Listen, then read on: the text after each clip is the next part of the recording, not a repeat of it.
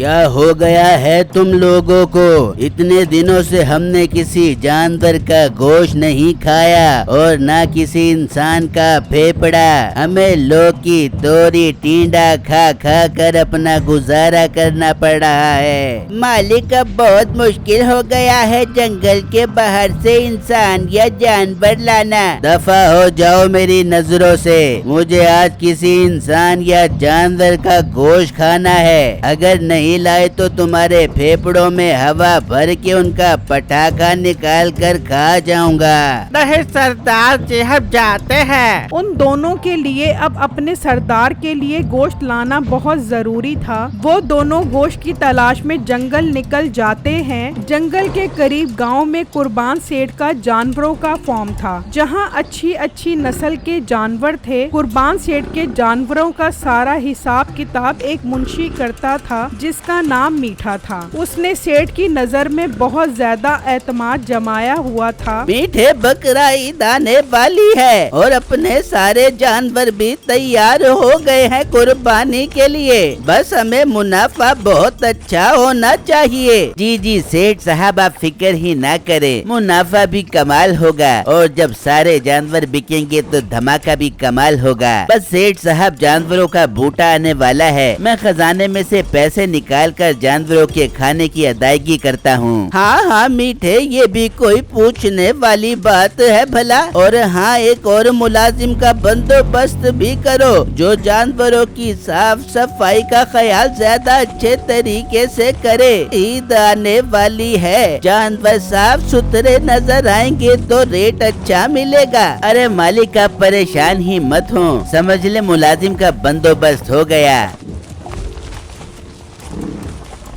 उसी गांव में बिट्टू नाम का एक लड़का रहता है जो बहुत गरीब था। बिट्टू जी, ईद आने वाली है, हमारे पास कुर्बानी तो क्या गोश्त बनाने वाले मसालों के भी पैसे नहीं है और ऊपर से आपके पास नौकरी भी नहीं है। हाँ बेगम, तुम ठीक कह रही हो। अब मुझे हाथ पर हाथ धरे नहीं बैठना चाहिए। मैं अभी किसी नौकरी की तलाश में निकलता हूँ। ये की ना बिट्टू, आपने अच्छी बात। अब आप जल्दी से जाएं और किसी नौकरी का बंदोबस्त करें। बिट्टू नौकरी ढूंढने के लिए घर से निकल जाता है। वहाँ मीठा अपने घर पहुँच जाता है। आ गया मेरा मीठा गुलाब जामुन रसगुल्ला, मीठा आ गया। खैर तो है, आज इतना प्यार आ रहा है। हाँ, अब समझ आई, पैसों वाली लक्ष्मी जो बना हुआ हूँ मैं, इसीलिए ही प्यार आ रहा है। जब मैं कमाता नहीं था तो तेरे ताने भी फटे पजामे की तरह होते थे। अरे मीठे, क्यों पुराने दिन याद कर रहा है? मैं भी भूल गई हूँ, तू भी भूल जा।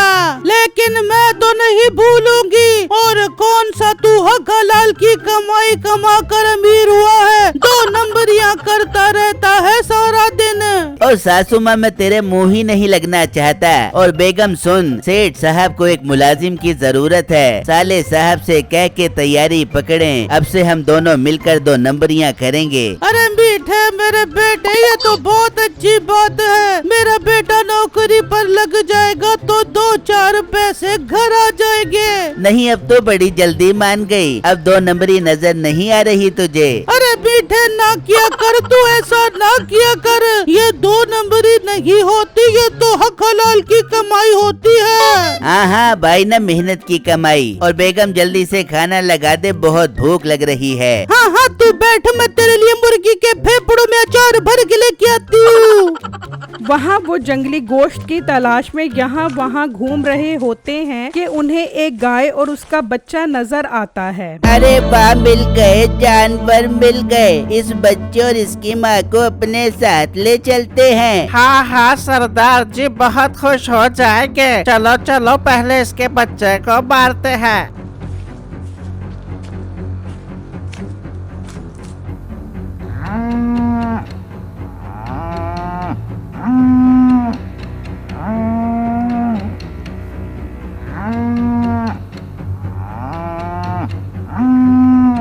अरे ये गाय कहाँ चली गई? वो तो भाग गई। पहले हमें उसको मारना चाहिए था, फिर इस बच्चे को मारते। इतना बड़ा शिकार हाथ लगा था हमारे। चल अब इसे ही ले चलते हैं। अरे पागल, वो माँ है इस बच्चे की, वो जरूर वापस आएगी, हमें इंतजार करना चाहिए। हाँ कह तो तू ठीक रहा है, चल फिर इंतजार ही कर लेते हैं।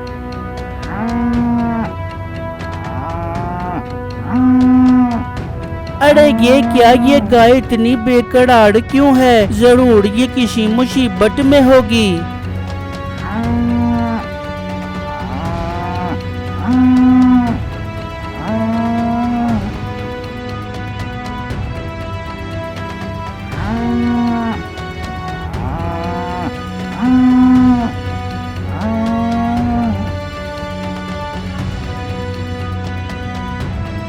अरे रे ये तो इंसान आ रहा है। ये मनहूस गाय इस इंसान को अपने साथ ले आई है, इस गाय को तो हम नहीं छोड़ेंगे। अरे इससे पहले कि ये हमें देखे हम छुप जाते हैं।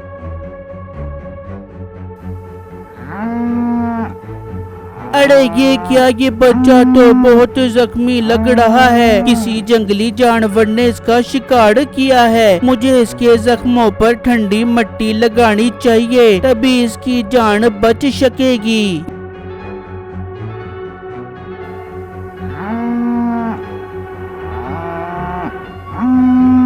रखे वो का अच्छा है, इसकी माँ को अपने साथ ले चलते हैं।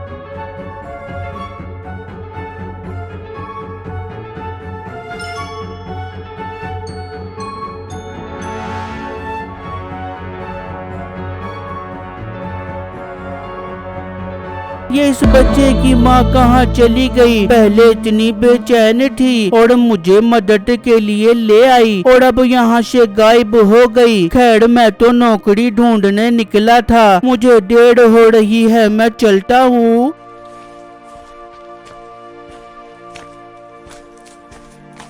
अरे यार, ये इसके साथ मसला क्या है? ये मेरे पीछे क्यों आ रहा है? फिर बिट्टू को उसके ऊपर बहुत तरस आता है। यार अगर मैंने इस बच्चे को यहाँ छोड़ दिया तो फिर से जंगली जानवर इसे मारकर खा जाएंगे, और अब तो इसकी माँ भी नहीं है। मैं इसे अपने साथ घर ले जाता हूँ। बिट्टू उस बच्चे को लेकर घर आ जाता है और छम्मो को सारी बात बताता है। बिट्टू जी, आपने अच्छा किया जो इस बच्चे को अपने साथ घर ले आए, वरना इसे जंगली जानवर मारकर खा जाते। अच्छा बिट्टू, आपकी नौकरी का क्या बना? अरे बेगम, कहाँ नौकरी ढूंढने जा ही नहीं सका, रास्ते में गाय मिल गई। सब टाइम उसको ठीक करने में लग गया। अब मैं बहुत थक गया हूँ, मैं कल नौकरी ढूंढने जाऊँगा।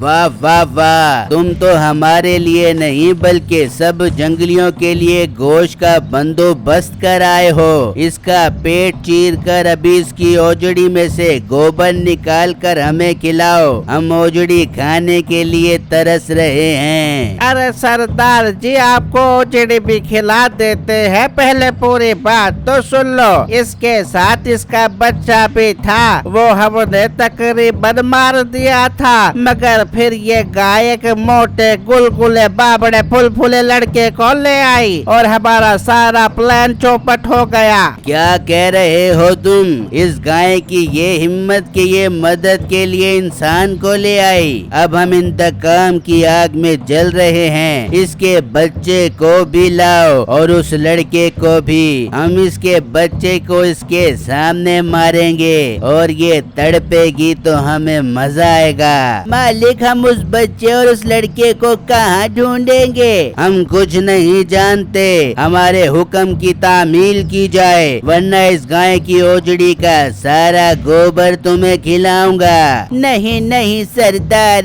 जी, हम कल दोबारा जाते हैं और वो बच्चा और उस लड़के को लेकर आते हैं। फिर अगला दिन होता है तो नसीबो अपने भाई को लेकर आती है। मीठे मीठे, मेरा भाई आ गया है, ले जाए इसे अपने साथ और सेठ साहब के पास नौकरी पर लगवा दे और 2 नंबरियों के पहाड़ गिरा दे। हाँ वहाँ ठीक है, और साले साहब जरा इंसानों की तरह काम करना, मेरी वहाँ बहुत इज्जत है। भैया जी आप फिक्र ही मत करो, बस मुझे नौकरी पर लगवा दो, ऐसी 2 नंबरियाँ करूँगा कि आपका सर फखर से बुलंद हो जाएगा। जरा ख्याल करी इतना ऊंचा न कर दे कि मीनारे पाकिस्तान से टकरा जाए, और बेगम जल्दी से नाश्ता बना दे, फिर जाकर तेरे भाई को नौकरी पर लगवाता हूँ। अच्छा बेगम, अब मैं नौकरी की तलाश में जा रहा हूँ, तुम इस बच्चे का ख्याल रखना। बिट्टू घर से निकलता है तो वो बच्चा भी उसके पीछे पीछे आ जाता है। हा, लगता है अब इसे भी नौकरी ढूंढने अपने साथ लेकर जाना पड़ेगा। बिट्टू उसे लेकर अपने साथ चल पड़ता है तो उसका गुजर सेठ के फार्म से होता है। सेठ बिट्टू के पास वो बच्चा देखकर उसे रोक लेता है। लड़के, ये बच्चा तुम्हारे पास कहाँ से आया? ये तो मेरी गाय का बच्चा है, क्या तुमने चोरी किया है? अरे नहीं नहीं सेठ साहब, मैं तो एक गरीब लड़का हूँ। ये बच्चा और इसकी माँ मुझे जंगल के करीब मिले थे। ये बच्चा बहुत जख्मी हालत में था तो मैंने इसका इलाज किया, मगर इसकी माँ वहाँ से गायब हो गई। मुलाजिम जरा गौशाला में जाकर देखो, इसकी माँ खड़ी है।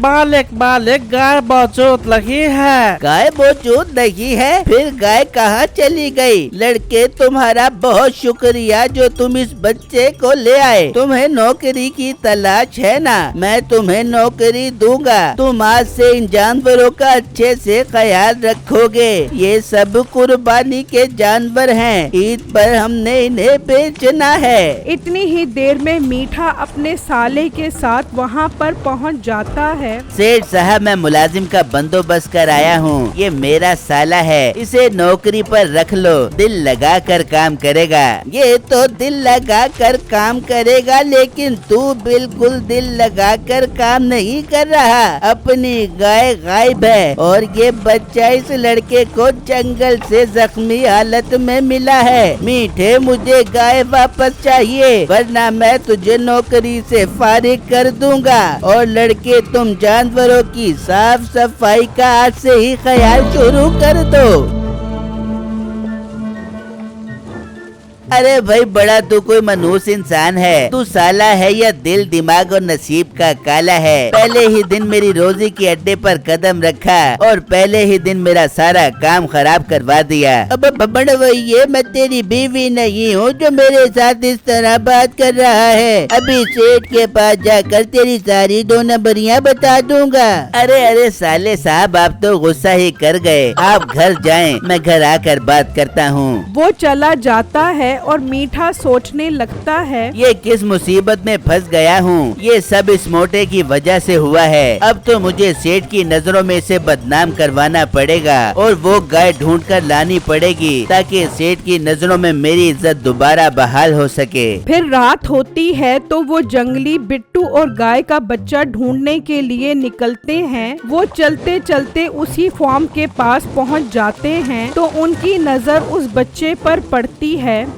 वो रहा बच्चा, अपना काम हो गया। हाँ, बच्चा तो मौजूद है, मगर वो लड़का नहीं है। कोई बात नहीं, वो लड़का नहीं है तो क्या हुआ, दूसरा लड़का तो है ना, उसे साथ ले जाते हैं। सरदार को क्या पता लगेगा कि ये वही लड़का है या कोई और। बात तो तेरी बिल्कुल ठीक है, चल फिर इसे ही ले चलते हैं। वो मीठे के सर पर डंडा मारते हैं और उस बच्चे और मीठे को अपने साथ ले जाते हैं। फिर अगला दिन होता है तो बिट्टू काम पर पहुंचता है। उसे वहाँ पर मीठा नजर नहीं आता। ये मीठा अभी तक क्यों नहीं आया? सेठ साहब, मुझे इस बारे में कुछ नहीं पता। ठीक है, आज से जानवरों की बुकिंग शुरू हो गई है। बिट्टू, अब तुम्हें और ज्यादा मेहनत करनी होगी। इतनी देर में लोग जानवर खरीदने आ जाते हैं और बिट्टू का उस गाय के बच्चे की तरफ ध्यान नहीं जाता। ये 4 नंबर वाला बेड़ा बहुत जबरदस्त है। सेठ साहब क्या पैसे मांगे हैं इसके?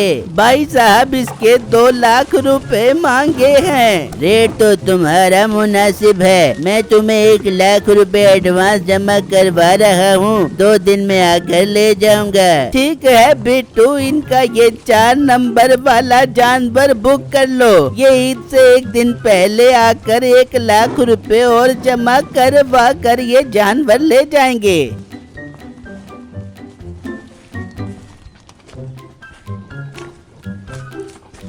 वहाँ जंगल में सरदार बहुत खुश होता है। सरदार जी मुझे जाने दो, मेरे छोटे छोटे बच्चे हैं। सरदार जी अगर आपका हो तो मैं इसकी ओजड़ी निकाल कर आपको खिलाऊं? हाँ हाँ जरूर। गाय और इसके बच्चे से पहले हम इसकी ओजड़ी खाना पसंद करेंगे। मीठा बहुत डर जाता है और अपना शैतानी दिमाग लड़ाता है। अरे सरदार जी आप तो बहुत भोले हो। अगर मुझे मार दोगे और मेरी ओजड़ी खा लोगे तो फार्म के बाकी जानवर कैसे लाओगे? अगर आपके साथी वहाँ गए और किसी ने देख लिया तो आप सब मारे जाओगे। उन जानवरों को तो सिर्फ मैं ही लेकर आ सकता हूँ और कोई मुझ पर शक भी नहीं करेगा। बात में तो तेरी बड़ा वजन है। ओए रखे, वहाँ और कितने जानवर खड़े हैं? सरदार जी वहाँ बहुत सारे बैल और गाय खड़ी हैं। ठीक है तो फिर आज रात से रोज इसे अपने साथ लेकर जाओ और वहाँ से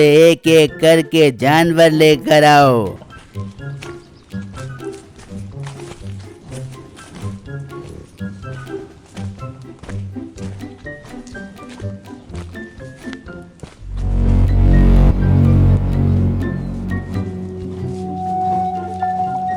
बेटो इस बैल की चोरी का जिम्मेदार तू है। तूने ठीक तरह ध्यान नहीं रखा और हमारा बैल चोरी हो गया। अब हम उस आदमी को ये बैल कहाँ से ला कर देंगे? मालिक मैं तो खुद हैरान परेशान हूँ, ऐसा कैसे हो सकता है? मालिक मुझे एक मौका दें, मैं उस बैल को ढूंढने की पूरी कोशिश करता हूँ।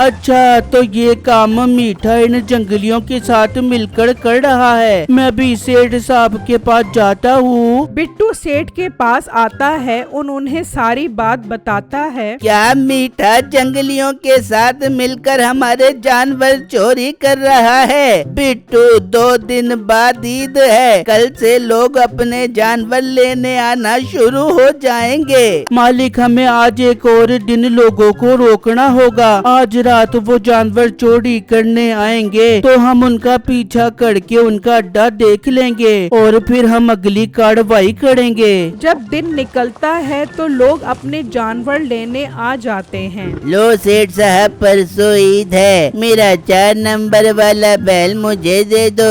अरे भाई साहब आप एक काम करो, आप कल अपना बैल ले जाना। असल में हमने उसे धोबी घाट भेजा है नहलाने के लिए। ये क्या बात हुई भला? हमारे जानवर है, हम खुद निलवा लेते उसे। लाओ भाई मेरा 6 नंबर वाला बैल मुझे दे दो। बिट्टू और सरदार बड़ी मुश्किल से उन्हें मनाते हैं और वो वहाँ से चले जाते हैं। तो ये तो लोग हमारे सरों पर आ गए हैं। हमारे पास आज रात का ही टाइम है। आज रात को ही जंगलियों का काम तमाम करके जानवर वापस लाने होंगे। ठीक है सेठ जी, हम आज रात को ही मिलकर ये काम करेंगे।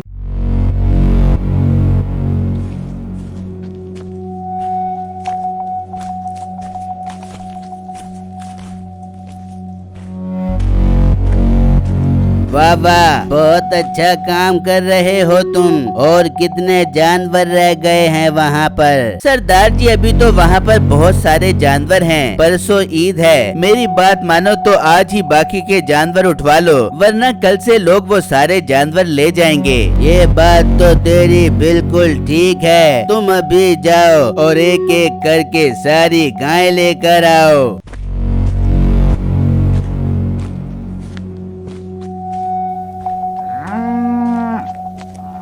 सेठ साहब तैयार हो जाओ, सबसे पहले सरदार की बारी है।